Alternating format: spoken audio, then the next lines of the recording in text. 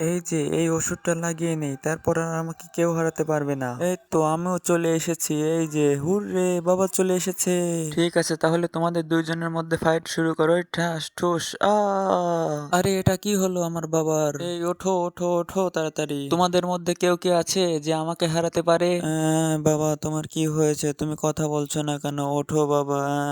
এই ছেলে, তুমি চিন্তা করো না, তুমি কোনো কান্না করো না। তোমার বাবা আমারই স্টুডেন্ট ছিল, তোমাকেও এখন এই ফাইট শিখতে হবে। ওয়াও, দারুণ। আমাকে যেভাবে হোক খুব তাড়াতাড়ি ফাইট শিখতে হবে। আমি খুব পরিশ্রম করব।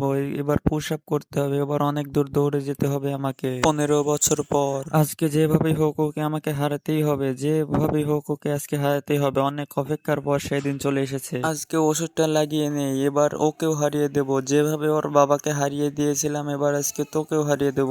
এই নে যা, হা হা হা, তোর বাবার মতো তুইও হারবি। এই দুইটি ছবির মধ্যে যদি তুমি মাকে ভালোবাসো তাহলে লাইক করো, এবং যদি তুমি বাবাকে ভালোবাসো তাহলে সাবস্ক্রাইব এবং শেয়ার করো। আর যদি লাইক সাবস্ক্রাইব শেয়ার না করো তাহলে বুঝবো তুমি টাকাকে ভালোবাসো, মা বাবাকে না। না, আমাকে এভাবে হার মানলে চলবে না। আজকে যেভাবেই হোক ওকে আমি হারিয়ে দেব। এই নে, এবার দেখি তুই কিভাবে জিতিস। হা হা হা, বাবা আমি তোমার স্বপ্ন পূরণ করেছি।